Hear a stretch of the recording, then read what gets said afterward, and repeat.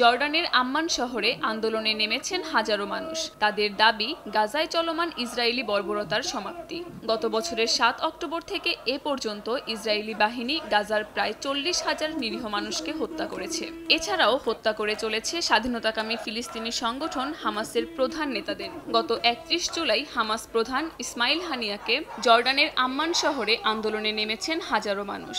তাদের দাবি গাজায় চলমান ইসরায়েলি বর্বরতার সমাপ্তি। গত বছরের ৭ অক্টোবর থেকে এ পর্যন্ত ইসরায়েলি বাহিনী গাজার প্রায় ৪০,০০০ নিরীহ মানুষকে হত্যা করেছে।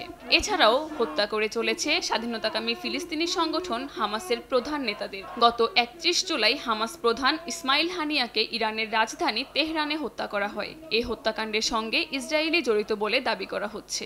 সবশেষ হামাসের নিরাপত্তা কর্মকর্তা সামের আল হাজকে লেবাননের ড্রোন হামলা চালিয়ে হত্যা করে ইসরায়েল। গাজায় চলমান গণহত্যার পাশাপাশি ইসরায়েলি বাহিনী লেবানন ভিত্তিক সশস্ত্র গোষ্ঠী হিজবুল্লাহর বিরুদ্ধে হামলা অব্যাহত রেখেছে।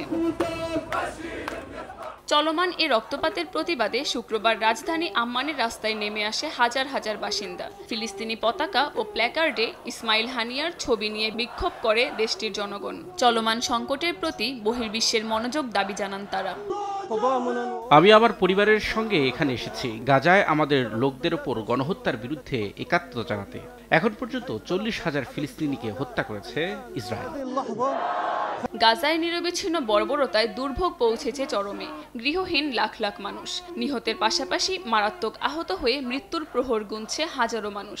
এদিকে যুদ্ধবিরতি চুক্তির বিষয়ে এখনও দেখা যায়নি কোনো অগ্রগতি। কাকুলি আক্তার, সময় সংবাদ।